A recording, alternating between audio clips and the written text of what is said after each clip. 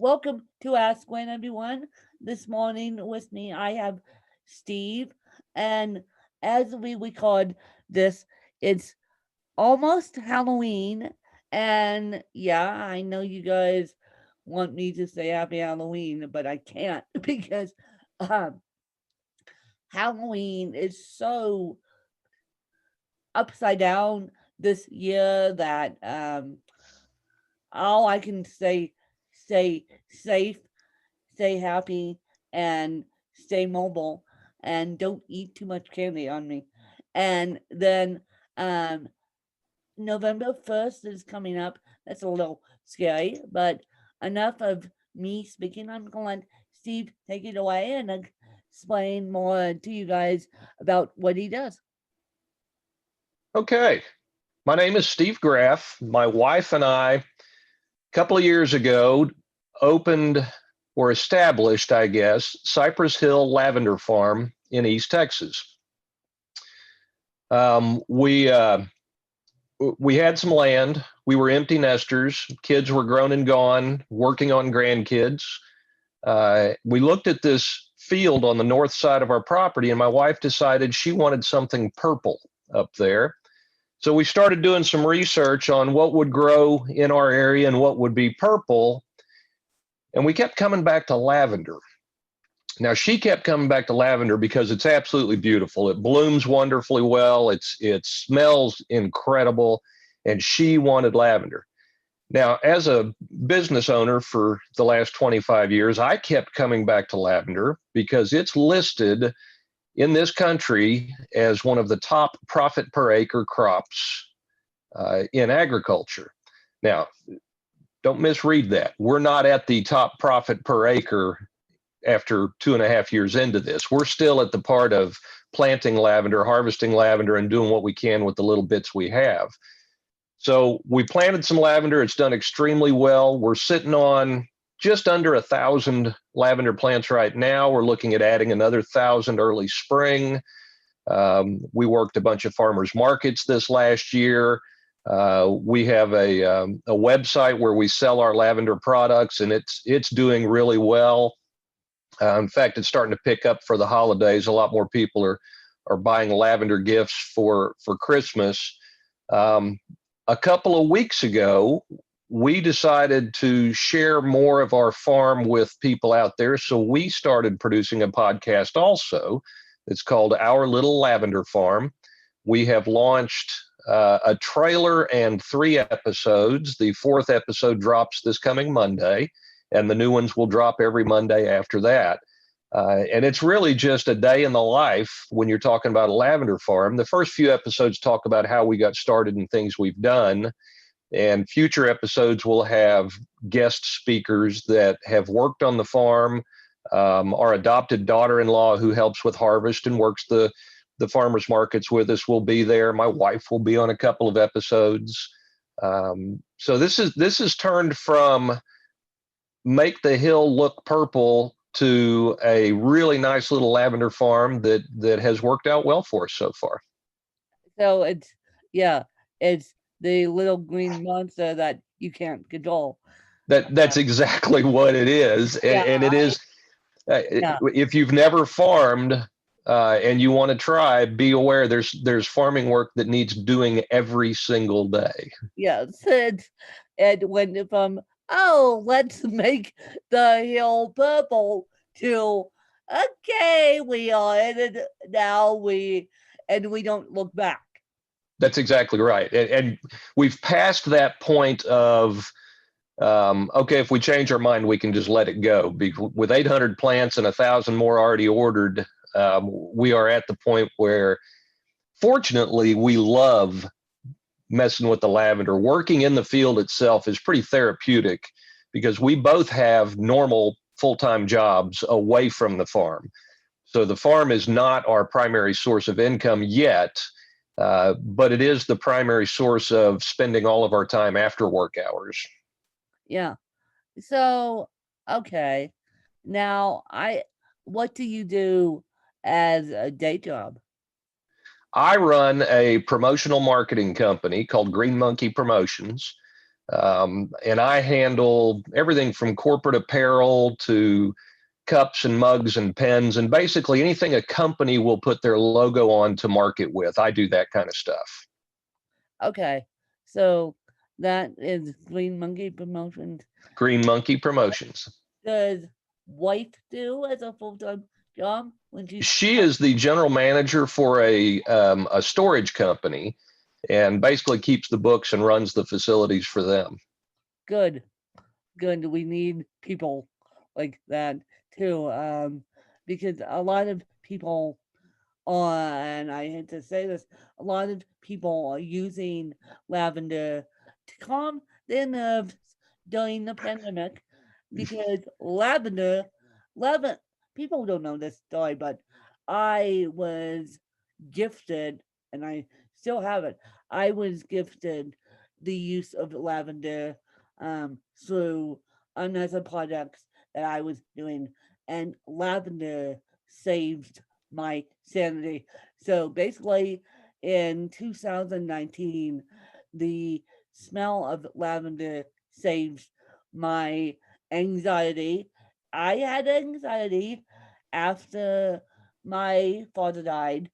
People don't know that. They didn't know that up until today. So because cerebral palsy doesn't do well with change, big changes, I um I lost my mom back in 2010, and I thought, okay, I got through that. But then I realized once dad died, and once I realized dad wasn't coming home because we thought he was coming home, yeah, yeah, it all went upside down. So lavender, along with other alternative stuff, has saved my sanity. And so I know that people are using lavender to calm their nerves during the pandemic. It really works well for that. Anti-anxiety. People will use the oils, sachets that give off the aroma, and a lot of aromatic therapies are done with lavender. The medicinal uses for it are, the list is really long, but that's probably the top lavender use, is a calming, soothing aroma that can really take care of anxiety and calm your nerves. You can use lavender as medicinal. Sure. A lot of people will use it. They'll use a carrier oil like a coconut oil with lavender mixed in it. They'll use it for burns. You can use it. A lot of people will use it for things like burns and cuts and inflammation because it's a natural antifungal. It's a natural anti-inflammatory. It has a number of really good medicinal uses for it, on top of just making the place smell really good. Yeah, on top of just making the place smell really good too. That's And right. someone handed me a lavender candle, and I haven't burnt it yet because I'm trying to save it. But I do have access to lavender oil, and I need to calm my nerves again once I get my other official diagnosis, which I'm on quest for now. I need something to calm my nerves, and I need something to help with my other diagnosis. As soon as I get diagnosed with it, I'm coming up on two diagnoses there, cerebral palsy being my main one. But I love lavender. It's one of my favorite scents in the whole wide world. I just I knew about lavender tea, but Steve, you taught me more about lavender at 6:05 in the morning. Yeah, and you bring that up. Lavender tea is a really good one. We sell a lot of lavender to be used with tea. We've had a local ice cream shop buy a large bunch of our lavender. They make it into a syrup that they use in a latte with their coffee side of the house. So there's all kinds of cooking uses. You can spice foods with it. We do the lavender tea at our house. We'll steep some in the evenings and sip on it, and it is soothing. It really is as good as advertised when you're drinking it. Yeah. And so you guys, once I get my next official diagnosis, I may be looking to, well, I shouldn't say may, I will be looking to my fan base for alternative ways on how to control Sure, just a second diagnosis, because um, my mother also had my my second diagnosis soon to be, and she she controlled it with drugs. And I said, I swear to God, I said, I won't be controlling second diagnosis with drugs. My mother had asthma, and I'm 99% sure I have asthma too. And so I'm on quest to get diagnosed with asthma, and I'll be looking for alternative ways to control sure.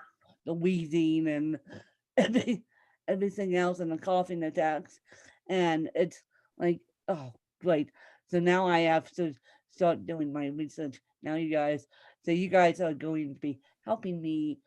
I'll still use the traditional medicine, but my body does better with alternative than traditional. It just doesn't like traditional medicine. So if you guys can help me out, that would be great.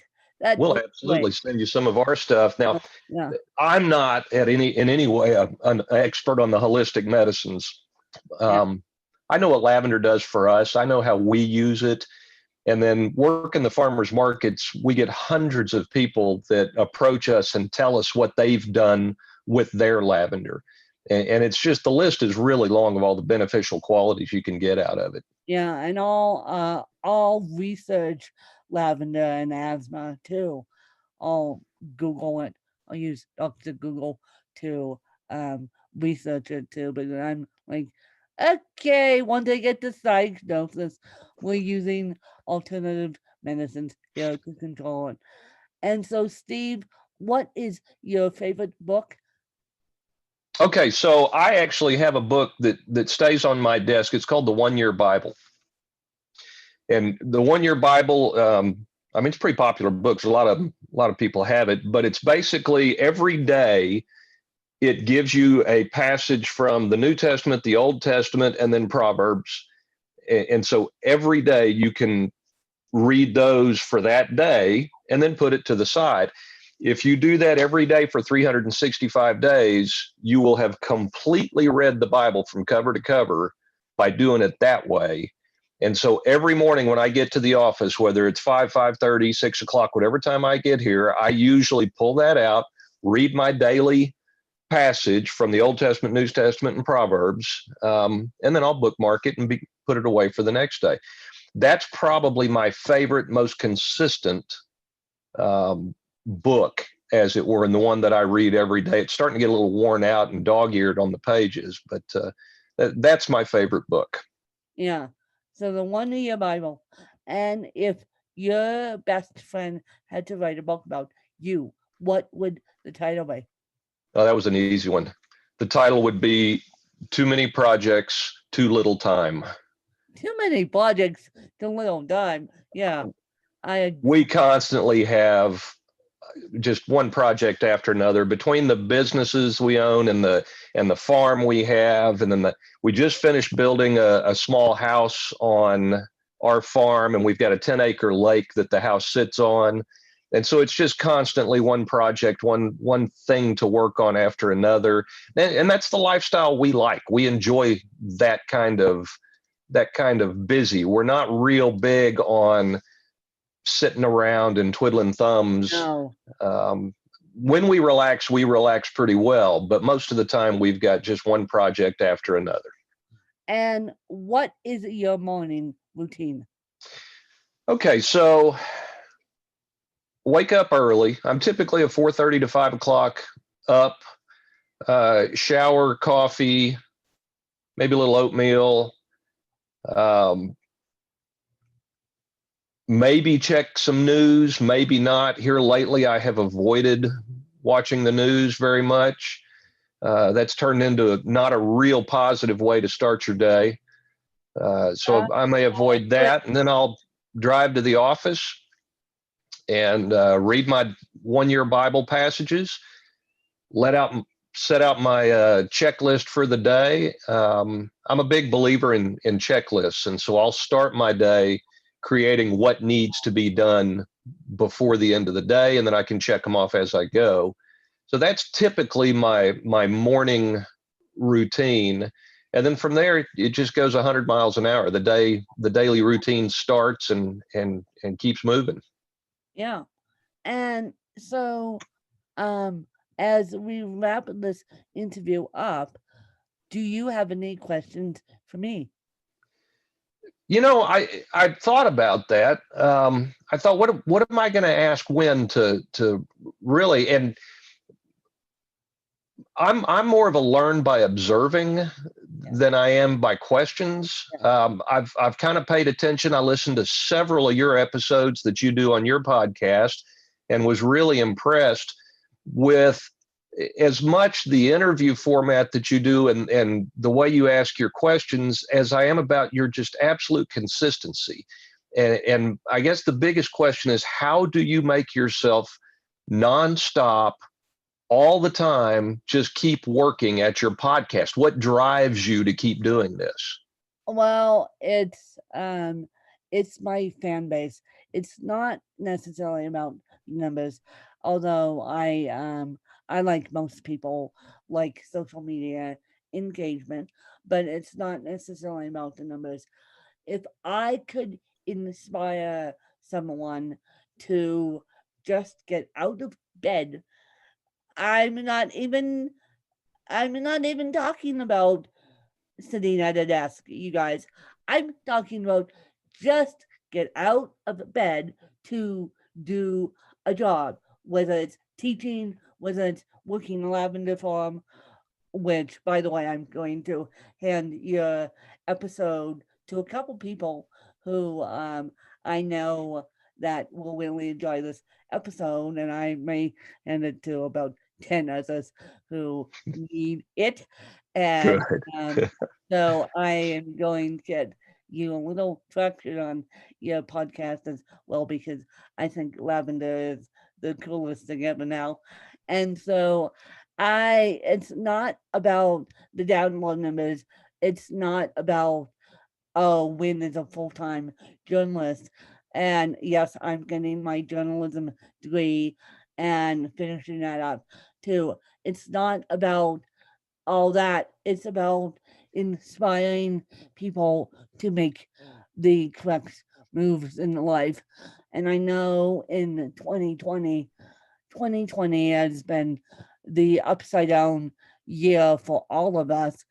And I unfortunately got the blessing in disguise of losing my job, of losing my teaching job, which was a blessing in disguise, because now I get to do something that I love full time and get up bright and early to do something that I love. And even though I don't get paid for it, that's okay. I have my book, I have my other sources of income, but I love it. I love interviewing people, especially solo entrepreneurs and people with disabilities and book authors and podcasters. So I have my favorite niches, but I really want to help the small independent business owner, because I know how difficult it is to get parts of any sort. And the reason why it's a kitchen table, I like to call it the kitchen table conversation, is because after I wrote my book, I Come a Win, which is now 10 years old, I was stuck in the position that I will never forget. I was doing my first interview, and the interviewer was so stifled and asked questions. And then we got done with that interview. I'm like, well, if I ever create a YouTube show or if I ever create a podcast, it's like, no, I want the kitchen table conversation. I want people to be having their cups of coffee with me, listening to it on their smart speakers in their kitchen. Yes, I said cups of cups of coffee, listening to me to get you up in the morning on your smart speaker, listening to me in your headphones. And I want people to feel loved and supported and be educated about lavender, be educated about cerebral palsy, or be educated about book biting, or be educated about anything that they want to learn about. Well, I can tell you if that was your goal, you've succeeded at that one. Yeah. You I've listened to several of your podcasts after you had contacted me last week, and they are absolutely something you listen to drinking your coffee. They're inspirational. Just listening, not just to your guests, but you, Win Charles, are the inspirational part of it, and then you translate that well with your guests. So it's been a pleasure listening to a lot of those episodes, and it's something I subscribe to now. Yeah. I've turned into a big podcast listener, and my interests are all over the map. There's no connection between a lot of the podcasts I listen to, but yours is one of them that I have included in my mix now, and it's really a good listen every time I've turned it on. I'll be listening to Lavender and people are like, okay, what do you mean trying to educate yourself? It's like, oh, and my stepmom goes, what are you doing? What are you listening to? What are you laughing at? And I said, I try not to listen to interview shows. I try to educate myself on something that I want to be educated on. Lavender being one of them for its health benefits, just saying, hinted. And then my stepmom goes, "What are you doing?" People that know me really well know that I'll have podcasts and music blasting in the room, and I don't give a flying rat's ass. But people that don't know me really well, they're like, "When your lifelong learner," and I like, yeah. Even though I go towards textbooks, I am a lifelong learner. I'm a 100% audio learner as well. Well, and I'm very similar, and you just threw that out there in conversation, but that makes me over one of my next couple of podcasts that we do. I'm going to have to do an episode focused on the health benefits of lavender and do a deep dive into Yep. that, just educational, because the list is really long. But even I'm not as educated on it as I should be. So look for that in one of my next Oh few yeah, episodes. I am going to I do that. I'm going to will. focus on I the health will. And benefits. yeah, because I will, because so many people, and maybe if you can find his idea, and someone take this idea from me, and you don't have to give me credit unless you want to, but I think we should start looking at the alternative medicines that help COVID.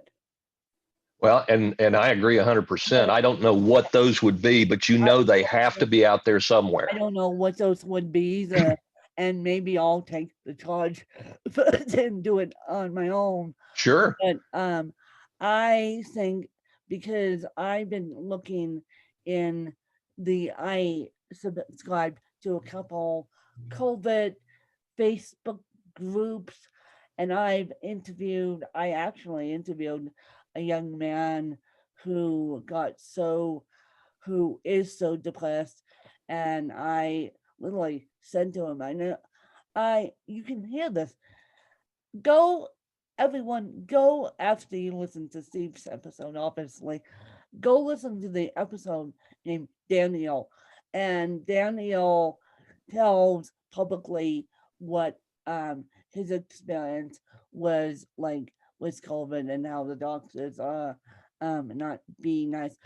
But now I'm thinking, since COVID won't go away, I'm thinking, oh boy, we need to start looking on the untraditional side of medicine for COVID. Oh, I agree. I agree 100%. because we don't want people to be walking around with an I don't have it. That cough was asthma related cough, but I don't have it. They check me and I don't have it.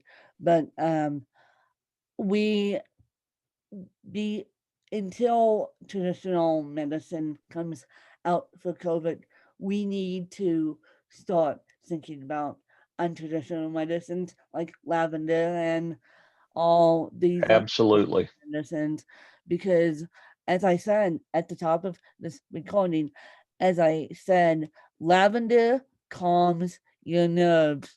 So if you can sneak, if here's a good idea, you guys, put a bottle of coconut oil or buy something off Steve's website. Here's a challenge for you guys: buy one for yourself and one to put in an emergency go bag, so that way you can sneak it in to a hospital. Because I know with COVID right now, it's a little bit tricky to get any person to bring you something. Oh, So it is. Yeah. buy two off of Steve's website and then put the second one in the emergency go bag, because I have I have read in these Facebook groups about COVID that COVID makes you anxious, and doctors are now saying it's all in your head. Doc, with me, the reason why I'm on the quest to get diagnosed with asthma is because my stepmom, and I'll do a full-fledged episode once I get diagnosed with asthma of how I got diagnosed with asthma on top of cerebral palsy. But with me, my stepmom she goes to give me a hug. And I'm like, okay, one, you're not allowed to do that. Two, and then she goes, you have rattling in your chest, right? And it's like, oh boy, here we go. And so then I go to the doctor via telehealth. They give me antibiotics due to my cerebral palsy. They say, and I'll never forget it, they say, well, with your history of cerebral palsy and what's what they classify as a lack of movement cough, which is completely not true now. Um, I don't think it is. I think it's asthma, but we'll see. But they say, oh, with your history of cerebral palsy and cerebral palsy have weakened lungs, here's a heavy dose of antibiotics. By when we'll send you on your merry way.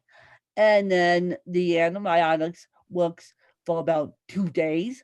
And I'm like, oh, this is great. Now I need to go back. And my mom is saying, how are you feeling? I said to her, I'm not feeling that great. I still have stuff in my lungs. And then she goes, well, you need to switch doctors, because at the time they were saying because of my cough, I wasn't allowed to go into clinic because of everything that's going on. And so I switch doctors, and they want to know why, and they want to know, my ex doctor wants to know why and everything else. And so it's like, okay, I switch doctors. And so I tell them why, and they're like, okay, we'll switch doctors. I go to the next doctor. The next doctor goes, the moment she sees me, she goes, well, number one, this is not something you cure with antibiotics. This is something more serious than that. And we're going to get you a chest x ray. And I'm thinking, okay, for walking pneumonia. and the chest x-ray comes back. So I go do that. The chest x-ray comes back perfectly fine. It comes back negative. I don't have walking pneumonia. The next thing they said, have you been tested for what's going on? Have you been tested for coronavirus? And I'm like, okay, guys are just wanting to rule it out. I've been home for 5 months in self-isolation. I barely see people. People wear masks around me if they have to. I barely see my stepmom. We all social distancing.